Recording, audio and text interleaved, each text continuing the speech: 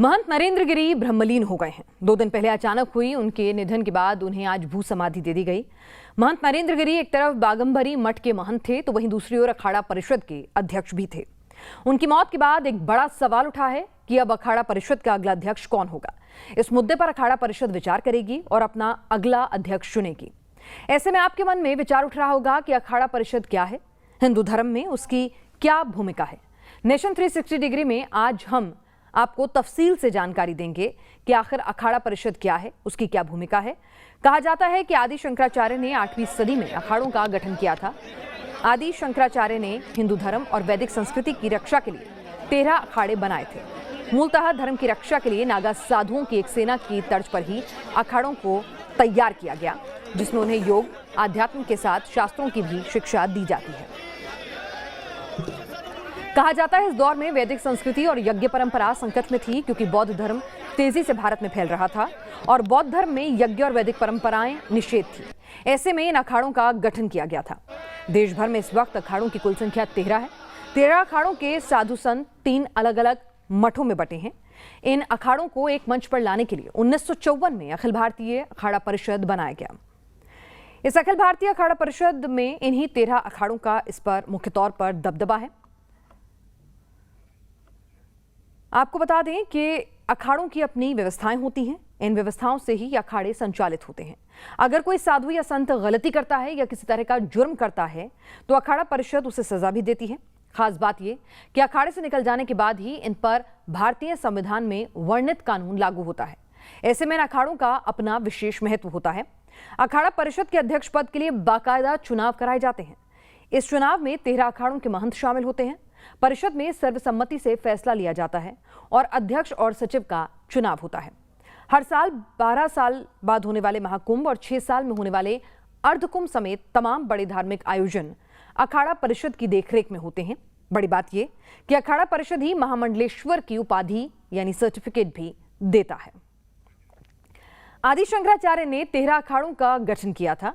हालांकि 2019 के प्रयागराज कुंभ में किन्नर अखाड़े को भी आधिकारिक मान्यता दी गई, जिसके बाद अखाड़ों की आधिकारिक संख्या अब 14 हो चुकी है।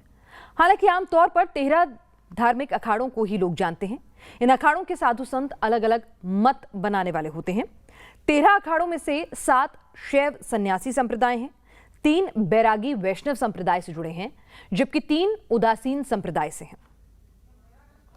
देश भर में अखाड़ों की बड़ी मान्यता है।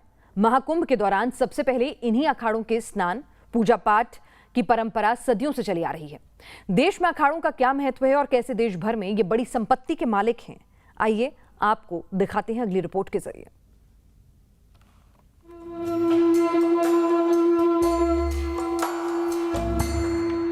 8वीं सदी में जब आदि गुरु शंकराचार्य ने देश में 4 मठों की स्थापना की थी, माना जाता है कि उसी दौरान उन्होंने 13 अखाड़े बनाए थे। इन अखाड़ों को बनाने का मकसद हिंदू धर्म और वैदिक संस्कृति की रक्षा के लिए किया गया था, जिस परंपरा को ये अखाड़े आज भी निभा रहे हैं। इन अखाड़ों को एक साथ महाकुंभ के दौरान देखा जा सकता है, जब ये अलग अलग समूह में डुबकी लगाते हैं, हरिद्वार हो या फिर प्रयागराज। महाकुंभ के दौरान ये अखाड़े महीनों पहले ही यहाँ अपना डेरा जमा लेते हैं और हर एक अखाड़े के लिए निर्धारित स्थान होता है ताकि व्यवस्था बनी रहे, और इसका जिम्मा होता है अखाड़ा परिषद के पास, जो इन सभी अखाड़ों में सबसे ऊपर और श्रेष्ठ संस्था है।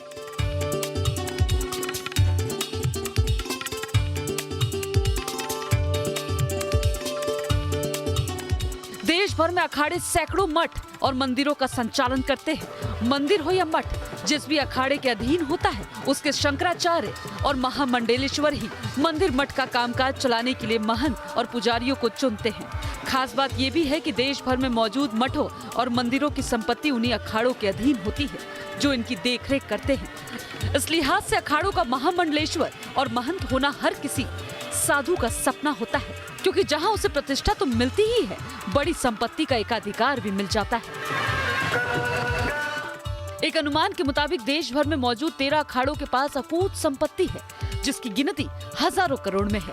इस संपत्ति में जमीन से लेकर मठ, मंदिर, आश्रम और गौशाला शामिल है। अगर निरंजनी अखाड़े से जुड़े बाघंबरी मठ की बात की जाए तो प्रयागराज समेत दूसरी जगहों पर उसके पास 1000 करोड़ से ज्यादा की संपत्ति है, जिससे साफ है कि किसी भी अखाड़े का प्रमुख महामंडलेश्वर और महंत होना कितना अहम है, क्योंकि वही इन सभी संपत्ति की देखरेख करता है। और शायद इसलिए अखाड़ों में भी कई बार इस पद के लिए खींचतान देखने को मिलती है। Team news nation. Mahant Narendra Giri की मौत कैसे हुई, इसकी जांच जारी है। हत्या और आत्महत्या की उलझी गुत्थी को पुलिस सुलझाने में जुटी है। कुछ लोगों का दावा है कि संपत्ति विवाद में महंत नरेंद्र गिरी की जान गई थी। दरअसल निरंजनी अखाड़े से जुड़ी बाघंबरी मठ के पास हजारों करोड़ की संपत्ति है। अकेले प्रयागराज में ही 106 बीघा जमीन है। इसके अलावा मंदिर, मठ, स्कूल और गौशाला है।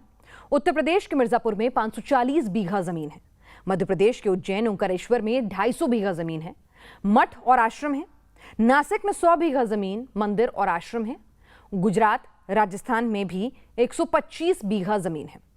इसके अलावा हरिद्वार में 12 मठ और मंदिर हैं, जबकि नोएडा में भी 50 बीघा जमीन और मंदिर है। अलग अलग राज्यों में फैली इन संपत्तियों को देखें तो उसकी कीमत हजारों करोड़ों में है। बाघंबरी मठ के पास करोड़ों की संपत्ति है और इसकी कमाई का जरिया क्या है, यह भी समझना जरूरी है। बाघंबरी मठ को सबसे ज्यादा कमाई प्रयागराज में लेटे हनुमान मंदिर से होती है। बताया जाता है यहां हर रोज 10 से 20 लाख का चढ़ावा आता है, जो कुंभ और माघ मेले के दौरान 50 से 60 लाख तक पहुंच जाता है। मठ की दूसरी कमाई का जरिया मठ, मंदिर, गौशाला है, जिसमें करीब 10 लाख रुपए तक भक्तों से दान का हर दिन मिलता है, जबकि आश्रमों से भी 10 से 20 लाख का किराया हर महीने आता है। जमीनों से भी बाघंबरी मठ की कमाई होती है। बताया जाता है कि इन जमीनों से 10 से 20 लाख रुपए का किराया हर महीने मठ को मिलता है। तो साफ है कि मठ की एक दिन की कमाई ही लाखों में हो जाती है। हमारे साथ हमारे संवाददाता विद्यानाथ झा इस वक्त जुड़ चुके हैं ग्राउंड जीरो से। ब्रह्मलीन हो चुके हैं महंत नरेंद्र गिरी जी।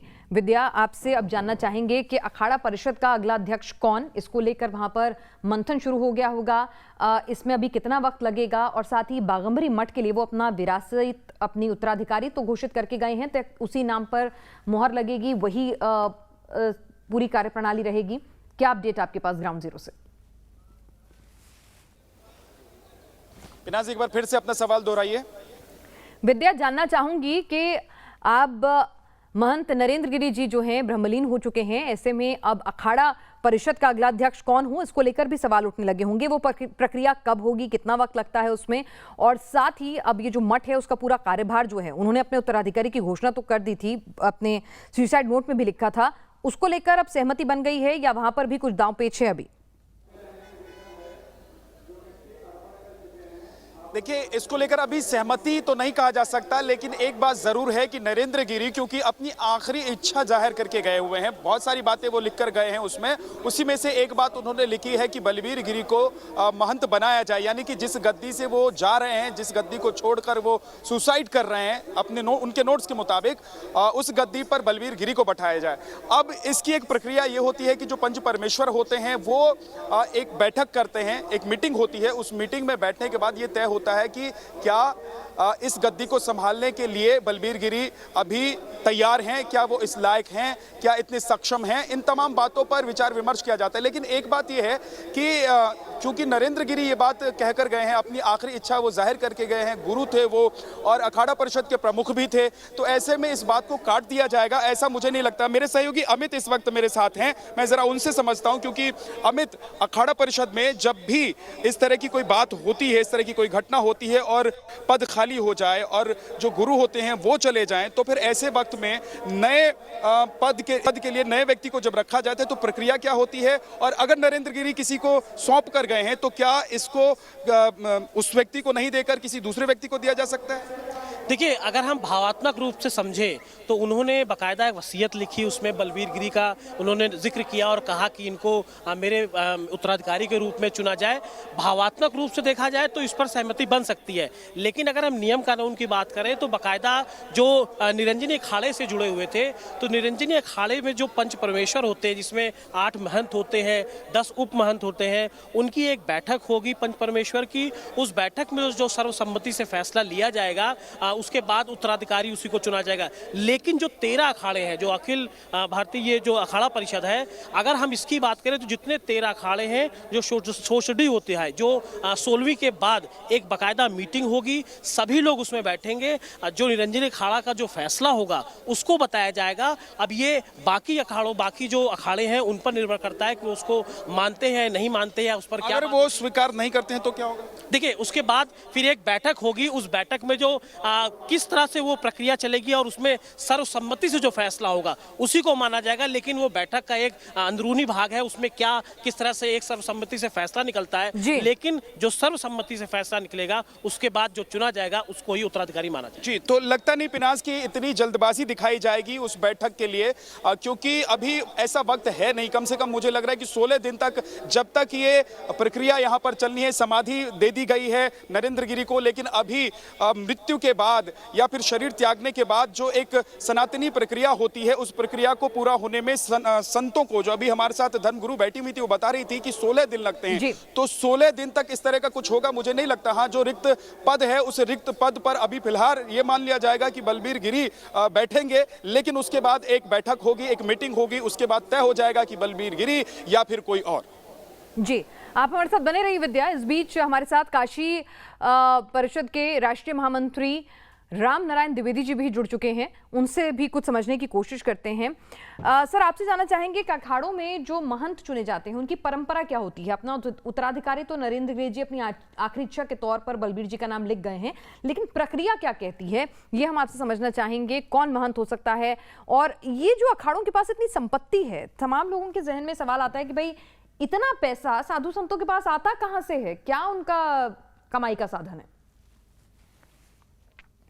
देखिए, अखाड़ों की संपत्ति अलग अलग अखाड़ों के अलग अलग पीठाधीश्वरों के पास होती है। प्रत्येक अखाड़े का एक आचार्य महामंडलेश्वर होता है, उसके अंतर्गत लगभग 5, 7 और 9 महामंडलेश्वर होते हैं। इसके बाद 5 मंडलेश्वर होते हैं, 5 श्री महंत होते हैं और महंत होते हैं, थानापति होते हैं। ये इनका कैबिनेट होता है पूरा, और इसी कैबिनेट के अनुसार इनकी जो अंग्रेजों के इंदिरा जी के शासनकाल के समय इन लोगों को तमाम जगह की जो सनातन धर्मों की संपत्ति थी वो सारी संपत्तियां और इनके मार्गदर्शन में के काम चलता था। उसी दृष्टि को रख करके समस्त अखाड़ा जितने हैं, प्रत्येक अखाड़े में 5 महंत होते हैं, 5 श्री महंत होते हैं, 5 मंडलेश्वर होते हैं, 5 महामंडलेश्वर होते हैं, 1 आचार्य महामंडलेश्वर होता है और 3 थानापति होते हैं। इस तरह से इनकी कैबिनेट होती है और उसका चयन खुले मंच पर जब अखाड़े की पंच परमेश्वर की बैठक होती है,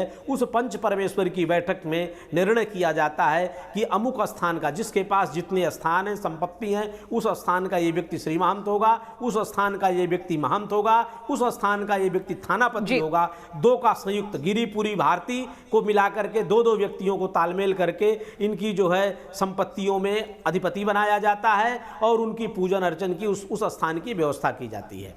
जी, इस तमाम अपडेट के लिए विद्या आपका और आचार्य जी आपका बहुत बहुत शुक्रिया। ये जानकारी हमारे दर्शकों से साझा की आपने।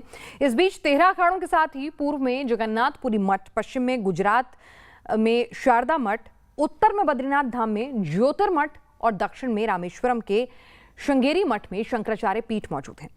आदि शंकराचार्य ने 10 अखाड़ों की व्यवस्था 4 शंकराचार्य पीठों के अधीन की है, जिनमें 7 शैव अखाड़े से हैं जबकि 3 उदासीन अखाड़े से हैं।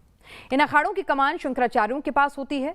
अखाड़ों की व्यवस्था के लिए कमेटी के बाकायदा चुनाव होते हैं, लेकिन अखाड़ा प्रमुख का पद अलग होता है जो अखाड़ों की अगुवाई करता है। 10 शैव अखाड़ों में आचार्य महामंडलेश्वर का पद सबसे बड़ा होता है। ये अखाड़े के प्रमुख आचार्य होते हैं जिनके मार्गदर्शन में ही अखाड़े काम करते हैं। महंत और महामंडलेश्वर स्तर के संतों की अखाड़े में एंट्री इन्हीं की अनुमति से होती है और यही उनके आचार्य माने जाते हैं। वहीं वैष्णव अखाड़ों में अणि महंत पद सबसे बड़ा होता है। इसमें महामंडलेश्वर जैसे पदों के समतुल्य श्री महंत पद होता है। इन सभी श्री महंतों के आचार्य को अणि महंत कहा जाता है और यही मुख्य तौर पर अखाड़े का संचालन करते हैं। अखाड़ा साधु और संतों का एक समूह है। अलग अलग अखाड़ों में अलग अलग मत के साधु संत सदस्य रहते हैं। इन अखाड़ों में साधुओं की एंट्री आसान नहीं होती और उन्हें कड़ी परीक्षा से गुजरना पड़ता है। कम से कम 6 महीने की सेवा जरूरी है। इस सेवा के दौरान ही गुरु को चुनना होता है। अखाड़ों में शामिल होने वाले साधुओं की जांच की जाती है। खुद अखाड़ा इसकी जांच कराता है। इसके बाद कुंभ मेले में दीक्षा होती है। साधुओं को सांसारिक जीवन का त्याग करना पड़ता है। इतना ही नहीं, खुद का पिंडदान भी करना होता है। 36 से 48 घंटे की दीक्षा प्रक्रिया के बाद किसी साधु की अखाड़े में एंट्री होती है। आगे बढ़ते हैं, अगली खबर का रुख करते हैं। आपने अखाड़ों की परंपरा के बारे में सब जाना। अब बात करते हैं मिशन अमेरिका पर निकले प्रधानमंत्री नरेंद्र मोदी की, जो आज 3 दिन की अमेरिका यात्रा पर रवाना हो गए हैं। पीएम मोदी का यह अमेरिका दौरा 2 साल के बाद हो रहा है। इस दौरे में पीएम मोदी अमेरिकी राष्ट्रपति जो बाइडेन से पहली बार आमने सामने मुलाकात करेंगे। हालांकि पीएम मोदी और जो बाइडेन में 2 बार पहले वर्चुअल मीटिंग हो चुकी है। पीएम मोदी यूएन की जनरल असेंबली को भी संबोधित करेंगे। पीएम मोदी के साथ दौरे पर विदेश मंत्री एस जयशंकर और एनएसए अजीत डोभाल भी गए हैं।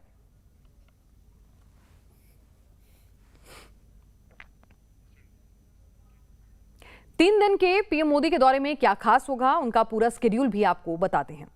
आज देर रात पीएम मोदी वॉशिंगटन डीसी पहुंचेंगे, जिसके बाद कल से उनकी मीटिंगों का दौर शुरू हो जाएगा। 23 सितंबर को पीएम मोदी अमेरिकी कंपनियों के सीईओज के साथ मुलाकात करेंगे, उन्हें भारत में निवेश के लिए आमंत्रित करेंगे। इसके अलावा एप्पल चीफ टिम कुक से मीटिंग होगी। इसके बाद अमेरिका की उपराष्ट्रपति कमला हैरिस से उनकी मुलाकात होनी है। 24 सितंबर का दिन बेहद अहम है। इस दिन पीएम मोदी क्वाड शिखर सम्मेलन में हिस्सा लेंगे। इसके बाद वो राष्ट्रपति जो बाइडेन से द्विपक्षीय बातचीत करेंगे। इस बातचीत में कई मुद्दों पर बात हो सकती है। शाम को पीएम मोदी व्हाइट हाउस में डिनर में शामिल होंगे। 25 सितंबर को पीएम मोदी का यूएन की जनरल असेंबली में संबोधन होगा, जिसमें पीएम मोदी आतंकवाद और अफगानिस्तान पर बात कर सकते हैं। फिर उसी दिन पीएम मोदी दिल्ली के लिए रवाना हो जाएंगे। अमेरिकी दौरे पर पीएम मोदी और अमेरिकी राष्ट्रपति जो बाइडेन की यह मुलाकात ऐसे वक्त पर हो रही है जब अफगानिस्तान का संकट पूरी दुनिया के लिए चिंता का सबब बन गया है। पीएम मोदी और बाइडेन की मुलाकात के एजेंडे की क्या खास बातें हैं, आइए आपको इस रिपोर्ट के जरिए समझाते हैं।